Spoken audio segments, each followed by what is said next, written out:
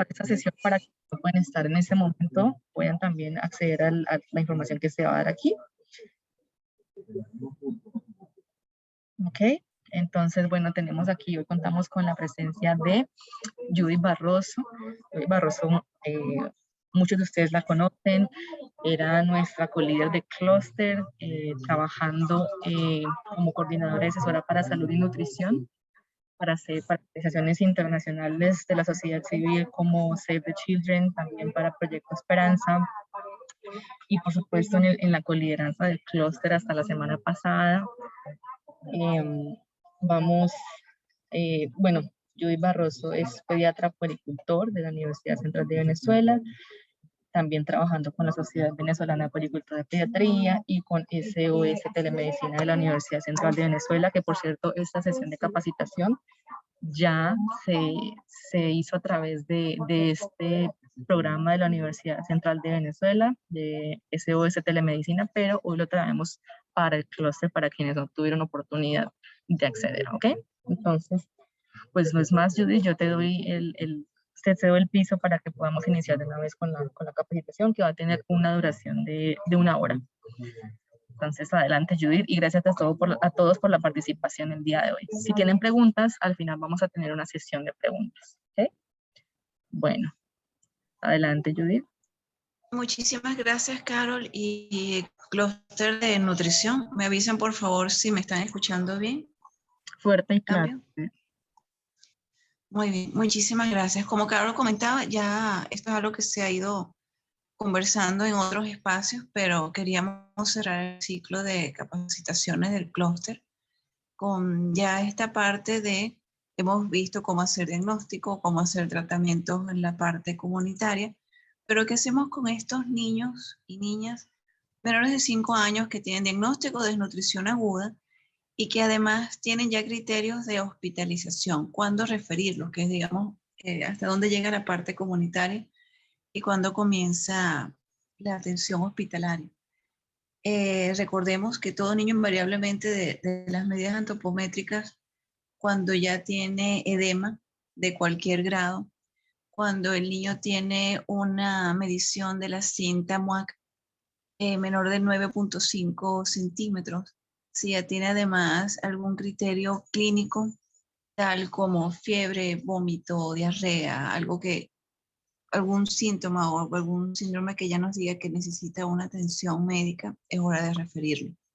Entonces, esta presentación que vamos a dar acá es lo que hemos conversado también con Telemedicina UCB, con socios del clúster, que han tenido la posibilidad de utilizar los insumos nutricionales a nivel hospitalario.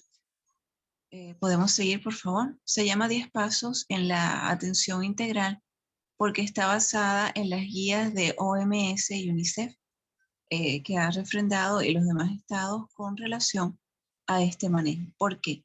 La Organización Mundial de la Salud, OMS, ha reportado que la desnutrición aguda severa afecta a casi 20 millones de niños menores de 5 años y en América Latina en los últimos años este número está aumentando.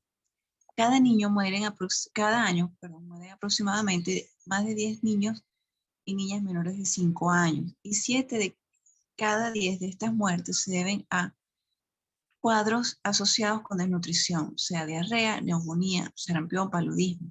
Porque hablamos de estos en conjunto con malnutrición. Recordemos el ciclo vicioso del niño desnutrido, que es más propenso a enfermarse, especialmente las enfermedades infecciosas, y estas a su vez también hacen que no haya suficiente sustrato para recuperarse adecuadamente y empieza este ciclo. Las enfermedades gastrointestinales, las diarreas que barren el epitelio intestinal, hacen más propenso a que no puedan recuperar o absorber micronutrientes adecuadamente. Entonces, los niños con malnutrición grave necesitan una atención particular. Y en 1999, ya para terminar el siglo y el milenio, OMS elaboró unas directrices para el tratamiento de la desnutrición aguda severa con varias actualizaciones, siendo la última en el 2016. Aquí vemos esa primera imagen de la guía cuando salen estas directrices del tratamiento hospitalario. Siguiente, por favor. ¿Por qué se hacen las actualizaciones? Porque todo esto es dinámico. y también se va evaluando qué ha funcionado y qué se puede mejorar. La revisión de estas directrices a la luz científica y las prácticas de diferentes hospitales a nivel mundial nos dan que son intervenciones clave y hay que tener en cuenta la limitación de recursos en muchos hospitales. Uno habla usualmente en la teoría, pero en la práctica tenemos centros sanitarios que pueden tener limitaciones. Entonces hay que buscar las directrices y las guías que sean lo más prácticas, concisas y básicas, y se ha conseguido esto en la última revisión. Anteriormente a las guías y a estas directrices, teníamos una mortalidad en el hospital hasta 50% de los casos que llegaban con malnutrición. Gracias a estas breves orientaciones que se llaman comúnmente los 10 pasos, se ha podido disminuir en 5 a 15% la mortalidad por nutrición en niños y niñas menores de 5 años. Siguiente, por favor. Aquí podemos ver un cuadro resumen de la efectividad de estas guías y lo que OMS nos dice ahora por la mortalidad intrahospitalaria de los casos que nos llegan menores de 5 años. Se estima aceptable que menos del 5% de los casos ingresados con malnutrición fallezcan. Entre 5 a 10% es regular, entre 11 y 20% es malo, y ya más de 20% de casos de fallecimiento por causas relacionadas con malnutrición no se considera aceptable a nivel mundial.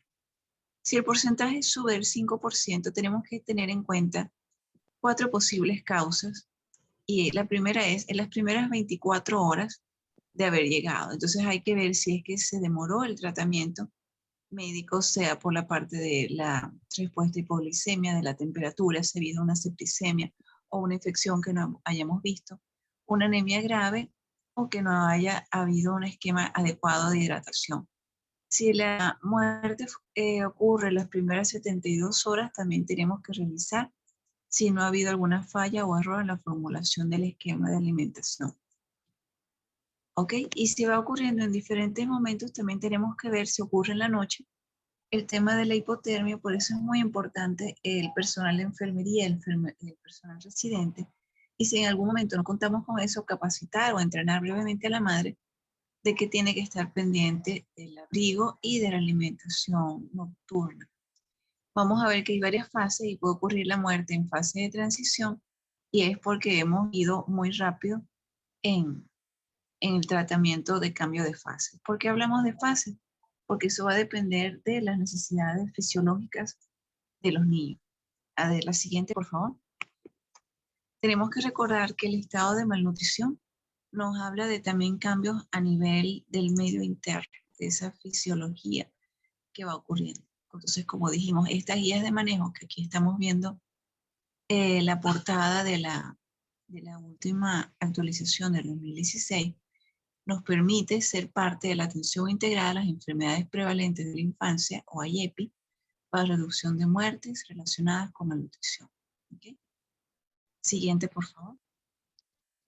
Estas guías, si bien son 10 pasos, los pasos no necesariamente se van a cumplir igual en todos los niños. Eso va a depender de cómo llegue nuestro niño o niña al centro hospitalario. Algunos hacen la primera fase en 24 horas, otros se tomarán 72 horas. Usualmente se estima que entre 72 horas y 5 o 7 días ya el paciente debe estar saliendo de la fase aguda. Vamos a hacer un breve repaso de estos 10 pasos. Siguiente, por favor. Entonces, los pasos generales, la mayoría de ellos se hacen en el hospital, en la fase de transición, una parte en el hospital y la otra ambulatoria, y ya los últimos 3 son de manera ambulatoria. Entonces ahí podemos considerar, según la localización, la ubicación del paciente o la posibilidad de ir al centro de salud, mantenerlo en consulta externa del hospital o hacer contrarreferencia a su centro ambulatorio más cercano. Los primeros son tratar o prevenir la hipoglicemia, la hipotermia, la deshidratación, teniendo en cuenta si puede ser hipo o hipernatrémica, corregir los desequilibrios electrolíticos, tratar, prevenir las infecciones, y corregir las carencias de micronutrientes. Fíjense que al principio no estamos hablando de hacer una alimentación como tal, porque el niño tiene que empezar a alimentarse paulatinamente con lo que tiene ahorita de su capacidad fisiológica. Por eso el séptimo punto o el séptimo principio es empezar a alimentar prudentemente. Siguiente, por favor. Aquí la idea que estamos buscando es la recuperación del peso. Recordemos que el peso es lo primero que se pierde, lo más rápido que se pierde, pero también es lo más rápido que se va ganando. Pero revisamos también la parte fisiológica, no podemos hacer una recuperación de peso rápido, porque esto más bien puede ser en detrimento de la salud del paciente. La fase de estabilización inicial muchas veces va en paralelo. Mientras vemos el paciente, lo vamos revisando. En el examen físico vemos si hay algún signo que nos hable de alguna infección, revisar especialmente piel, que en estos niños pueden haber muchas lesiones de piel o infecciones ya que inicialmente no eran infecciosas y luego se sobreinfectaron, detrás del oído, en pliegues, en la parte del pañal, siempre revisar si usa pañales y estas lesiones, a la vez que ya se está tratando, si tenemos cómo medir la glicemia central, si no la periférica, un termómetro para ver cómo está la temperatura, si no tenemos termómetro a temperatura de contacto, los signos o no de deshidratación y la parte de los electrolitos. Algunos sí necesitan tener paraclínicos, es verdad, pero otros podemos ir infiriéndolo también con la parte de clínica. La fase de transición se ha hablado porque vaya una parte, ya vamos mejorando todo lo que es el medio interno de este niño, pero vamos a empezar con una alimentación prudente para ir ya hacia la fase de recuperación. Esta fase de transición igualmente puede durar unas 24 horas o 72 horas. Eso va a depender de cada niño o cada niña. Con esto estamos haciendo de que si son fases y son pasos, el tiempo nos los va a decir, es la evolución de cada uno de nuestros pacientes. Recordemos que estos procedimientos terapéuticos son similares para lo que es el tratamiento del marasmo y kwashiorkor. Siguiente, por favor. En la fase de estabilización, como ya dijimos, dura aproximadamente unos 7 días. Son 7 pasos, es fácil de recordar, 7 y 7. Y en estos primeros pasos usualmente ya dijimos que van en paralelo, en simultáneo, se realizan al ingreso del hospital o incluso antes en caso de que haya deshidratación o choque y cuando el tiempo de traslado de la casa o el centro de salud sea mayor a 2 horas. Por eso también es importante que el traslado lo haga un personal paramédico o que tenga capacidad de contactar a un personal paramédico porque hay que estar pendiente especialmente de la hipotermia. A veces todo lo demás se puede llevar al hospital, pero un niño que está con ya una deshidratación, choque, necesitamos estar muy atentos de la parte de la temperatura. Siguiente, por favor. En la fase de estabilización tenemos que tener en cuenta que el plan inicial de alimentación propuesto tiene en cuenta el frágil estado fisiológico y la reducción de la capacidad homeostática que tiene el niño con desnutrición severa. Es importante entonces empezar a alimentar al niño ingresado tan pronto como sea posible, con un régimen que proporcione las calorías y las proteínas necesarias para mantener los procesos fisiológicos. En esta fase estamos hablando de una meta de tener 100 kilocalorías kilo día, de 1 a 1.5 gramos de proteínas kilo día y de 130 cc kilo día de líquido. Si el niño tiene edema grave, entonces bajamos el líquido y hacemos una restricción de 100 cc kilo día. Tenemos unos regímenes que nos pueden ayudar, que son a base de leche, como el F75, que contiene 75 kilocalorías por cada 100 cc y 0.9 gramos de proteína. Estos se han diseñado y se han distribuido a nivel mundial, y si en algún momento no tenemos esta disponibilidad en el hospital, porque son insumos netamente hospitalarios, nuestros colegas de los departamentos de nutrición y dietética usualmente tienen ya las fórmulas artesanales con las que se pueden hacer. En esta lámina podemos ver cómo es el esquema de suministro de manera más fácil de ver, que va en los días del 1 al día 7.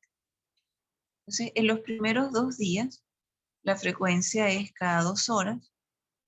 En la toma, según el edema o sin edema, esta presentación igualito se las podemos hacer llegar, no tienen que andar con tanto detalle, porque eso sí es importante tenerlo, pero escrito cuando estemos haciendo las indicaciones terapéuticas. A medida que van pasando los días, se va aumentando la frecuencia y la cantidad de cc de las tomas hasta ya llegar a 4 horas y 22 cc por toma si no hay edema. Aunque esto está para 7 días, vamos a ver más adelante que esta frecuencia de las tomas las vamos a hacer según la mejora del paciente. Para eso es muy importante tener, que vamos a ver más adelante, la evolución con las mediciones de cuántas veces está evacuando el paciente, cuántas veces ha vomitado, si el vómito ya mejoró y cómo está la ganancia de peso del paciente. Siguiente, por favor. En esta fase de estabilización también tenemos que tener en cuenta que si bien las F75 y las F100 son alimentos de baja molaridad, pobres en lactosa, que son una buena alianza, si el niño o niña está lactando, vamos a continuar en la medida de lo posible la lactancia materna. Evitemos el uso de sonda nasogástrica. Toda la alimentación debe ser por vía oral. Debemos alimentar al niño con una tacita. Si está muy débil, usamos una cuchara, un cuentagotas o una jeringa. Evitar usar los preparados parenterales para poder hacer esta recuperación más fácil. En esta imagen que tenemos aquí, que se usó para la teleclínica, tenemos un paciente desde el Tamacuro que llegó, fue atendido junto con estos 10 pasos y luego, bueno, ha ido mejorando. Vamos a ver entonces qué rápido. A veces suena muy rápido, pero esta rapidez tiene que ir también paso a paso para llegar. De esto que estamos viendo, fíjese que con todo lo malito que está, todavía tiene fuerza de succionar su leche materna a la vez de recibir F75 y F100. Siguiente, por favor. Ya estamos estabilizando al niño, vemos cómo va el apetito también, se ha fusionado edema. Entonces, puede esto, como les comenté, ocurre usualmente en 2 o 3 días. El volumen se va a determinar con la referencia al peso del día 1, del día que el niño ingrese. Aunque el niño disminuya o aumente de peso en esta fase, especialmente si hay edemas, puede ocurrir que el peso en vez de subir, baje. Pero no importa, vamos a hacer referencia al peso del día 1. Si aún con una alimentación frecuente, persuasión, insistencia, pues ya no se logra que el niño ingiera por lo menos 80 kilocalorías día, que se traduciría en 105 cc del régimen inicial por kilo, hay que tener en cuenta también lo que se va a vomitar o lo que se ha hecho diarrea.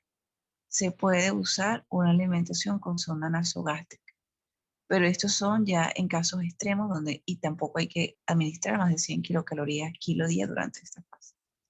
Durante la fase de estabilización, ya hemos comentado, la diarrea, el vómito, los edemas deben disminuir gradualmente y entonces puede haber estas alteraciones y variaciones de peso hacia arriba o hacia abajo.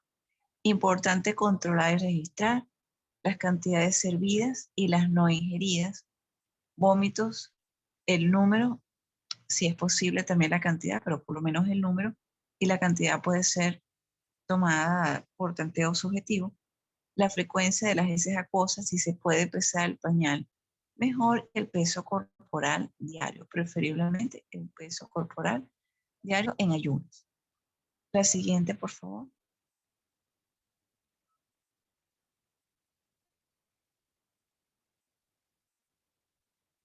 Entonces tenemos que tener en cuenta en la fase de estabilización que la alimentación por vía oral o sonda nasogástrica, que dijimos que es ya el último recurso, debe iniciarse tan pronto como sea posible, cuando el niño o niña esté alerta. El inicio temprano pero cauteloso de alimentación es necesario, ¿por qué? Y lo hemos repetido varias veces, para iniciar la reversión de esos cambios generados por la desnutrición aguda en el medio interno del tracto digestivo y de las células también, así como estimular el trofismo intestinal, evitar la translocación bacteriana del intestino para disminuir el riesgo de sepsis, para no sobrepasar esa capacidad digestiva, absortiva de transporte y síntesis que presentan los niños y niñas con desnutrición aguda. Recordemos que nuestro primer aliado para la fase de estabilización es la fórmula terapéutica F75, que tiene una osmolaridad baja y que también es pobre en lactosa y es muy fácil de digerir. Si no la tenemos a mano, el Departamento de Nutrición Dietética usualmente tiene buenas recetas artesanales que también han salvado la vida de varios niños en el país. Y esta fase de estabilización puede durar hasta 14 días, pero usualmente la media es de 7. Esto va a depender de la severidad de las complicaciones. Siguiente, por favor. En la fase de transición, que es la siguiente lámina, ya empezamos a usar otro insumo hospitalario, que es la F100, que ya tiene una osmolaridad no de 75, sino de 100. Y podemos también hacer uso de la línea Plompi, especialmente el RUTF, que es el alimento terapéutico listo para su consumo o llamado también sobres rojos. Ya la idea de esta fase de transición es seguir el énfasis de corrección de las carencias de micronutrientes, empezar a alimentar de manera prudente y a estabilizar la alimentación para que sea lo más cercano a la alimentación familiar y lograr la recuperación no solo del peso, sino del crecimiento. Y esto que parte del crecimiento va a depender también de la edad del paciente y del tiempo que esté. No vamos a esperar que un niño de 3 años vaya a crecer 1 centímetro en un mes. Esta fase se inicia cuando se recupera el apetito, se resuelve el edema, mejoran las infecciones o ya se eliminan las infecciones dependiendo del tiempo y es posible aumentar la cantidad de nutrientes para lograr la ganancia de peso compensatorio. En este momento se hace paso a la fórmula de F75, como dijimos, a F100, y si no tenemos a mano F100, se puede empezar a usar el RUTF o sobres rojos, recordando que aquí serían 2 sobres al día según la capacidad del paciente de consumir. Siguiente, por favor.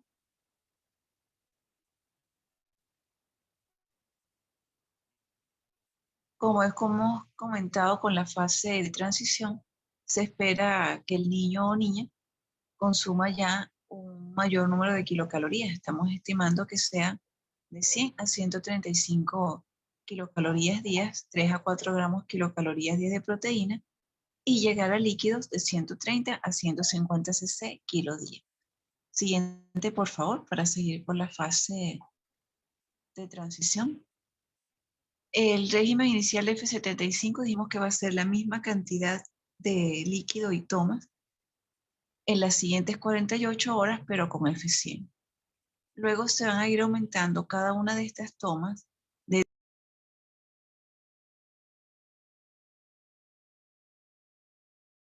la ingesta alcanza aproximadamente los 36 kilotomas o unos 206 kilos día. Si el niño o niña está aumentando de peso rápidamente con la F100, ya puede pasar a usar el alimento terapéutico listo para consumo, RUF o sobres rojos, y se comprobará que puede aceptar esta alimentación antes de transferirlo a un programa de atención ambulatoria. Como dijimos, esto ocurre usualmente en 48 horas. Hay niños que van más rápido, hay niños que van un poco más lento y hay niños que en algún momento van a necesitar más de las 48 horas. Siguiente, por favor. Una de las importancias que tenemos que ver en la fase de transición es estar pendiente de no hacer una sobrecantidad de volumen para los niños y que podamos hacer una sobrecarga que termine en insuficiencia cardíaca. Entonces tenemos que estar revisando también a nuestro paciente en estas 48 horas para ver si la frecuencia respiratoria aumenta más de 5 respiraciones por minuto en comparación con lo basal para nuestro paciente o si la frecuencia cardíaca aumenta más de 25 pulsaciones por minuto entre 2 controles sucesivos con 4 horas de intervalo. ¿Okay?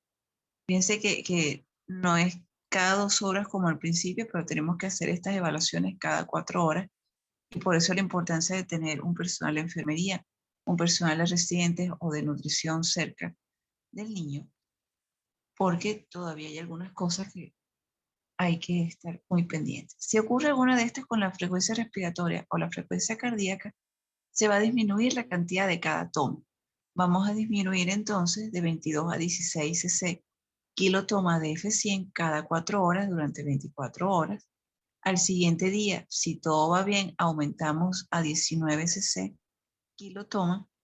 Y si al día siguiente ya ha ido mejorando, pues aumentamos 3 cc más para llegar a 22 cc kilotoma durante las 48 horas siguientes. Fíjense que estamos hablando de aumentar de 3 cc en 3 cc por toma. ¿Ok? Y luego vamos aumentando cada toma en 10 cc, como se ha comentado anteriormente para el inicio de la fase de transición. La siguiente, por favor. Ya salimos entonces de la fase aguda, estamos en la fase de transición, estamos evaluando la mejoría con el aumento del peso. Dijimos que hay que empezar al niño todas las mañanas en ayunas antes de darles de comer, registrar los valores en una gráfica, calcular y registrar semanalmente el aumento de peso. Aunque yo digo en ayunas, realmente recordemos que los niños deben estar haciendo tomas cada 4 horas, así que no va a dar tanto tiempo para hacer un ayuno prolongado, tenemos que evitar eso. Si el aumento del peso es menos de 5 gramos kilo día, se considera escaso. Entonces se debe hacer un examen completo del niño a ver si no se nos ha pasado algo por alto, especialmente alguna infección. Si está de 5 a 10 gramos kilo día, se considera que es un aumento de peso moderado. Hay que verificar, comprobar si las cantidades de comida son suficientes y asegurarnos igual que no se haya pasado por alto algún tipo de infección. Y si es más de 10 gramos kilo día, se considera bueno. Ahí hacemos una felicitación al personal y a la madre o a la persona cuidadora también, porque esto es un trabajo en equipo. Siguiente, por favor. Antes de terminar esta fase, recordar que las fórmulas lácteas terapéuticas F75 y F100 están diseñadas solo para uso hospitalario y para niños que están con desnutrición aguda severa con complicaciones. No están diseñadas para alimentación de los niños sanos. No están destinadas para hacer que los niños aumenten de peso en el caso de las F75, por lo que su uso se limita al inicio de la fase de estabilización, que como comentamos, son 3 días de promedio. El tratamiento de la fase de recuperación puede llevarse a cabo tanto en hospitalización como en consulta externa, dependiendo de cada caso. En el caso de la fórmula terapéutica de F100, dijimos que ya aumentan las kilocalorías y la osmolaridad y debe ser utilizada solamente en el hospital. Los sobres rojos pueden usarse en el hospital o de manejo ambulatorio. La OMS, la OPS y el Ministerio Popular para la Salud, junto con UNICEF también, alientan a la lactancia materna inmediatamente después del nacimiento, exclusiva durante los primeros 6 meses y recomendada por lo menos hasta 24 meses. Y como dijimos, aunque el niño esté hospitalizado por malnutrición y esté recibiendo F75 y F100, si recibe lactancia materna, seguir reforzando la lactancia materna en este momento. Es un alimento no solo para el cuerpo, sino también para el vínculo emocional de nuestro paciente. Siguiente, por favor. Y ya estamos, para terminar, llegando a la fase de rehabilitación. Esta fase, a diferencia de las otras, sí se toma un tiempo mucho más prolongado, ya pueden ser semanas o algunos meses. Aquí buscamos ya lograr la recuperación del crecimiento, porque hemos estabilizado peso, proporcionar estimulación sensorial y apoyo emocional, y preparar el seguimiento tras la recuperación. Esto incluye también toda la parte de apoyo a la familia, a las madres, a los cuidadores, a los padres, para evitar que vuelva el paciente a tener una desnutrición aguda moderada o severa. Ya en esta fase de rehabilitación esperamos que el niño o niña coma con avidez, que tenga buen apetito, la ganancia de peso sea rápida ya en la recuperación, luego se va estabilizando. Se debe verificar el cumplimiento de los criterios de egreso del manejo intrahospitalario y seguir el tratamiento en el hogar, con control médico y nutricional ambulatorio, aparte del pediátrico, que es la parte del control médico. El manejo nutricional en esta fase se basa en la continuación de la lactancia materna cuando está siendo amamantado y en la administración de RUTF que cumple con las especificaciones de la OMS por el tiempo necesario hasta tener una ganancia de peso o ya tener el Z-score que esté entre -1 y 1, que ya es lo adecuado para peso de talla. Siguiente, por favor. Entonces, ya habíamos hablado de los criterios de ingreso. Ahora vamos a hablar de los criterios de egreso, que es un niño que está ya, un niño o una niña sin edema, que esté haciendo ingesta de RUTF y o de la comida propia de la casa, o una prueba de apetito positiva para el día de egreso. Si las infecciones no están resueltas, por lo menos están controladas y se puede mantener el tratamiento en casa y un control, seguimiento adecuado, y que clínicamente esté bien y alerta. Esos son nuestros criterios de egreso del hospital. Siguiente, por favor. Aparte, las condiciones. El seguimiento médico y nutricional puede hacerse en el servicio ambulatorio o una estrategia extramural o alguna estrategia comunitaria adecuada. No necesariamente tiene que seguir en el hospital, se puede referir a una ONG local que esté haciendo esta parte, si fue el caso, o al centro ambulatorio más cercano o al centro de recuperación que quede más cerca por la parte nutricional. Que la familia o el cuidador acepte el compromiso de continuar el tratamiento en el hogar. En la medida de lo posible, se puede hacer antes de egresar una actualización del esquema de vacunación completo para la edad. Se pueden aplicar varias vacunas de manera simultánea, no hay problema en esto. Se debe administrar el antiparasitario para todos los niños mayores de 2 años y si hay criterio para niños mayores de 1 año, se dan las 200 miligramos dosis única y 400 miligramos dosis única para mayores de 2. Recordar, no se deben administrar a menores de 1 año. Para menores de 1 año hay otros antiparasitarios que se pueden usar, pero la pauta de estas guías nos habla de albendazol como tal. Que haya disponibilidad y entrega de fórmula terapéutica, aquí ya no estamos hablando de los sobres rojos RUTF, sino de los sobres amarillos que tienen una composición lipídica diferente que nos va a ayudar también a ganar esta masa, el tejido lipídico nos va a aumentar, que es necesario también para la parte neurológica y de otros eventos fisiológicos del niño, que tenga suficiente hasta el próximo control programado en el curso de las siguientes 2 semanas. En el caso de pandemia, recordar que los seguimientos van a depender también de los momentos epidemiológicos, pero en estos casos lo máximo debería ser 2 semanas. Y tener un resumen de la historia clínica entregado al servicio ambulatorio. Esto es un documento súper valioso que nos da lo que se hizo en el hospital, desde diagnósticos, información antropométrica, la evolución clínica y los procedimientos realizados durante la hospitalización. No tiene que ser un documento muy largo, pero sí tener esta data para que se pueda hacer el seguimiento. Siguiente, por favor. Ya para concluir, aquí les traemos un caso, así como el que le presentamos en el Delta.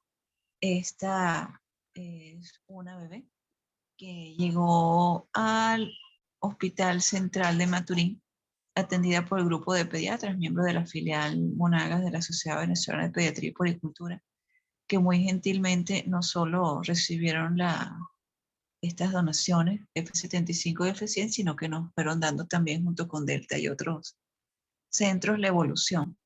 Fíjense, esta bebé de unos 7 meses, se hicieron los 10 pasos y como a poco ella fue evolucionando y ya la última foto es unas 8 semanas más tarde del egreso ya en la consulta.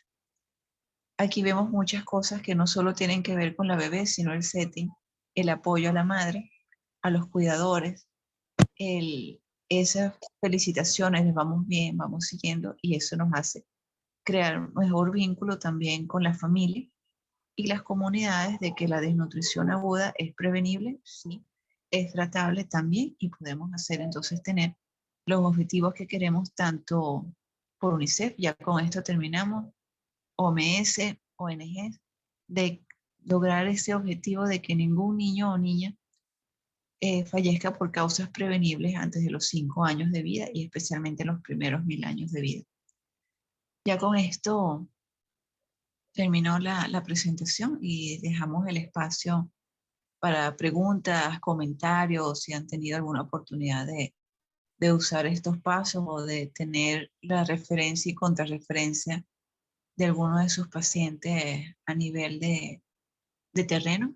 Muy agradecida por este espacio también. Ya es la última lámina, les dejamos las portadas y las directrices y las guías, se pueden conseguir a nivel, están de difusión pública a nivel de internet, y les recomendamos tenerlas y estar pendientes de las actualizaciones cuando salen. Seguramente cuando salen en el clúster, hasta ahorita no se ha considerado para este año, pero puede que se hagan revisiones para el año siguiente o el próximo. Muchísimas gracias, cedo a...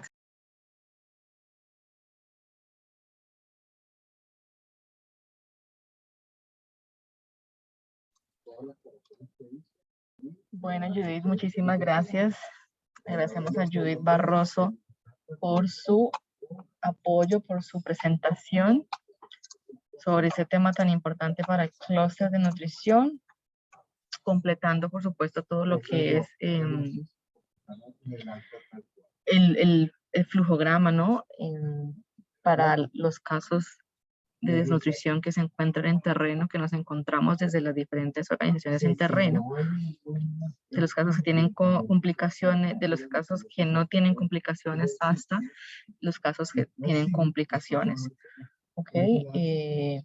Médicas. Entonces, intentamos aquí abarcar todo desde el principio. Hace 2 semanas tuvimos la capacitación para manejo ambulatorio de la desnutrición aguda, y hoy concluimos con el manejo hospitalario o intrahospitalario para la desnutrición aguda que requiere por la aparición de complicaciones médicas. Entonces, no sé, colegas, si hay alguna pregunta, me la pueden dejar por el chat, si no, levantan la manito y pueden abrir sus micrófonos.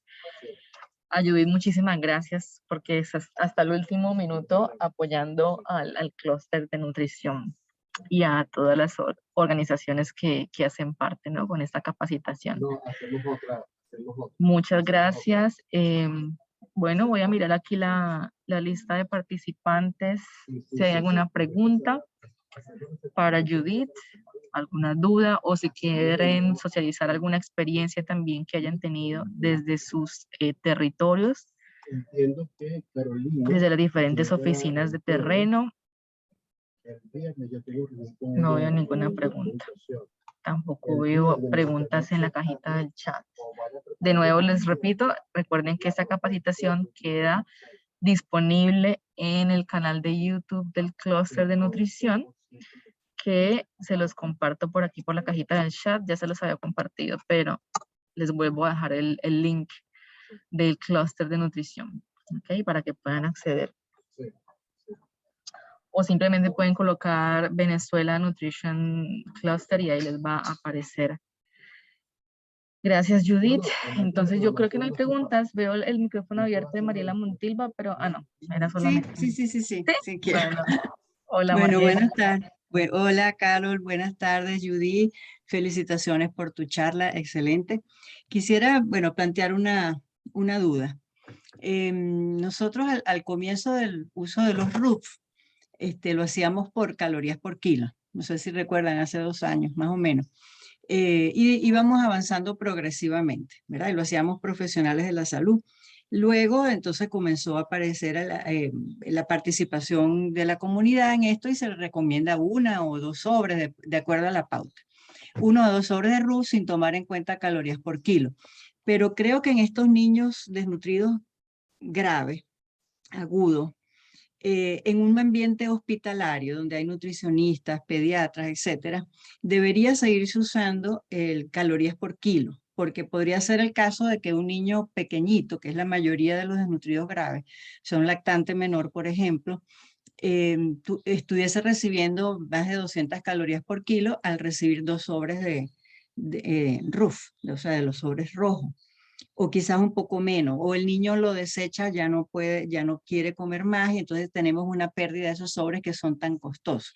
Bueno, yo quería plantear esta duda o esta revisión de esa información, a ver qué nos responde Judy. Fíjese, doctora Mariela, que varios nos han hecho ese comentario también. Y aquí como, a ver, estos son guías que se han tenido que simplificar, especialmente en contextos de emergencia humanitaria y pandemia, pero es muy válido lo que usted dice. Es más, es como cualquier otra parte, eso es criterio ya, digamos, médico y de cada caso. Por eso hacemos el énfasis que si son guías, son directrices, cada caso es individualizado.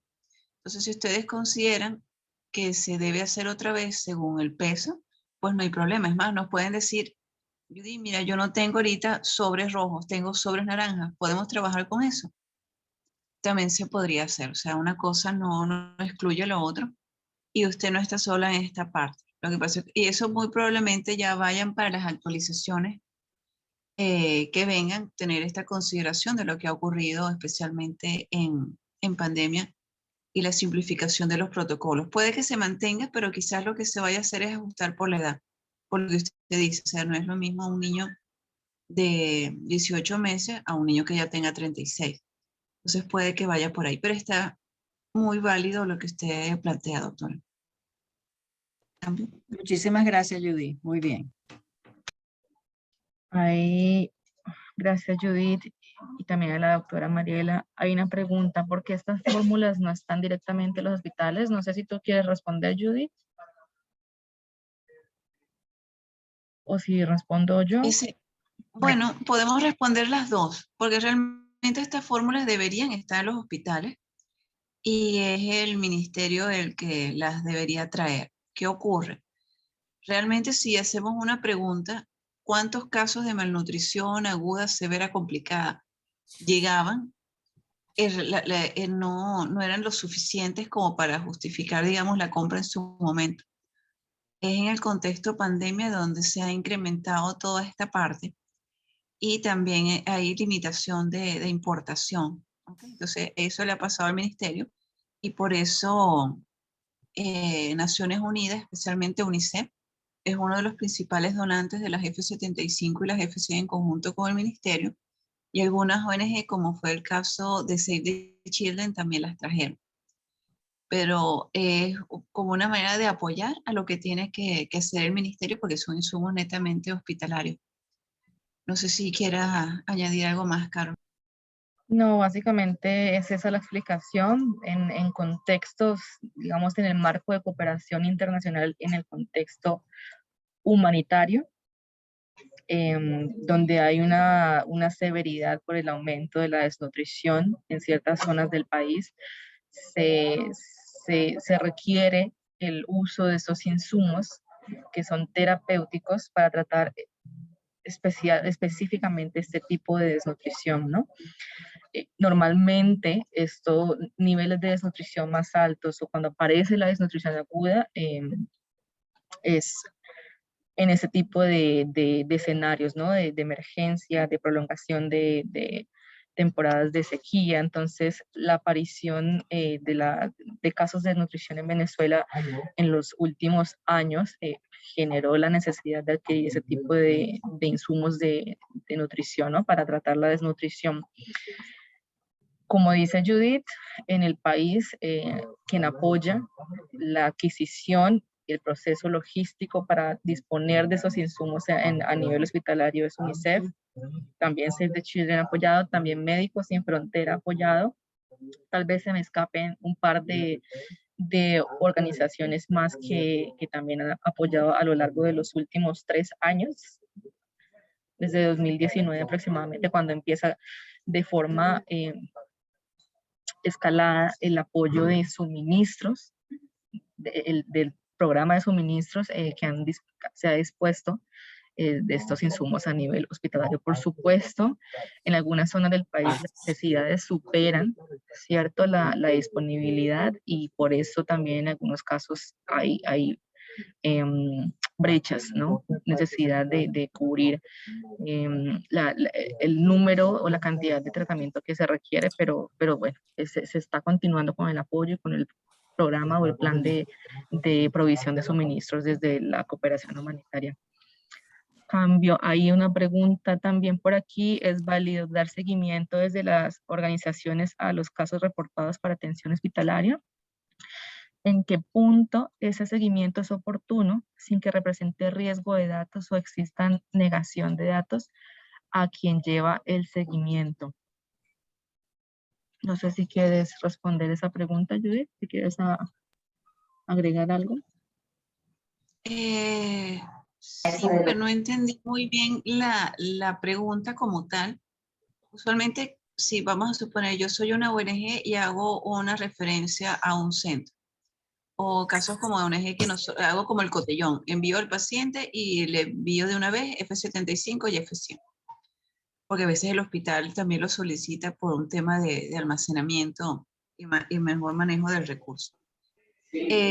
Cuando ese paciente sale del hospital, me lo regresan y yo le sigo haciendo su seguimiento normal, como si estuviera ya otra vez en los programas de CIMAM o de atención nutricional comunitaria.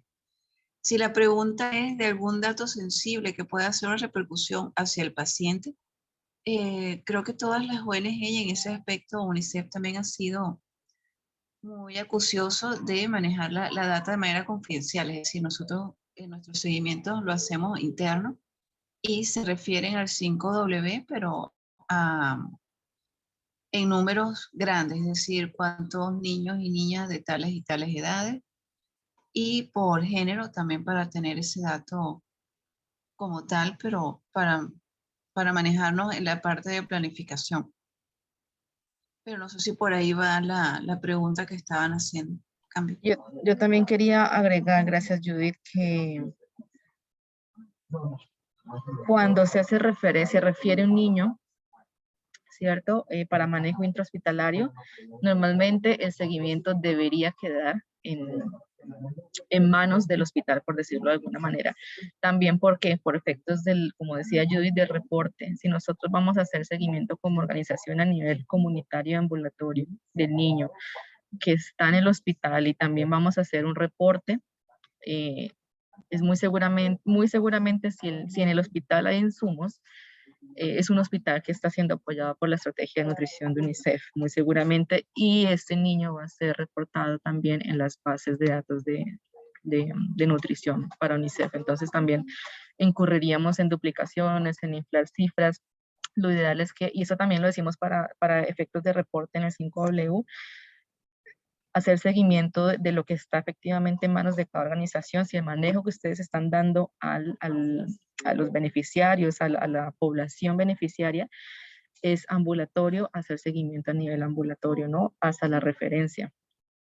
Y por supuesto, estar en comunicación para contrarreferencias cuando se requiera hacer egreso o dar de alta.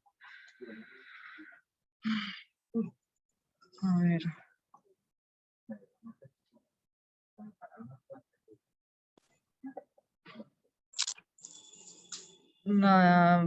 Otra pregunta en el chat. Sí, nos hablan de un problema con los traslados y búsqueda de las fórmulas terapéuticas por parte de las madres. Claro, hay mucha necesidad y hay mucha dificultad, y por supuesto se intenta dar apoyo en la medida de lo posible, pero persisten ese tipo de problemáticas de acceso. Por supuesto, no todos los hospitales están apoyados para tratar ese tipo de desnutrición, pero por lo menos alrededor a marzo de 2022 hacíamos un conteo de aproximadamente 35 hospitales, 37 hospitales que estaban apoyados con insumos, ¿no? Sí, entendemos que la cobertura no es total, no es nacional ni es total, pero esa es la cobertura que se tiene al momento. También se espera que lleguen nuevos insumos en este segundo semestre que puede suplir la red hospitalaria. Nos está esperando también por el ingreso de nuevos insumos. Veo ¿hay alguna persona que también quiera hacer una pregunta, tenga alguna duda? Si no, colegas, vamos cerrando ya que completamos la hora de capacitación.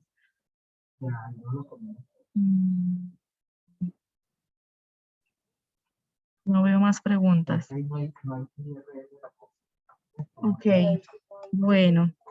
Judith, muchísimas gracias. Como siempre, súper agradecida por todo el apoyo, por toda la asesoría técnica al clúster de nutrición. Muchas gracias, Judith, y a ustedes muchas gracias por la asistencia, por las preguntas. Muchísimas gracias. Estamos en contacto. Ya saben que queda disponible esta capacitación en la página de YouTube del clúster de nutrición de Venezuela. Buenas tardes, que estén muy bien. Adiós, colegas. Gracias, verdad que siempre a la orden y bueno, sigan con ese ánimo por la nutrición de los niños y niñas de Venezuela. Un gran saludo a todos, abrazo. Adiós.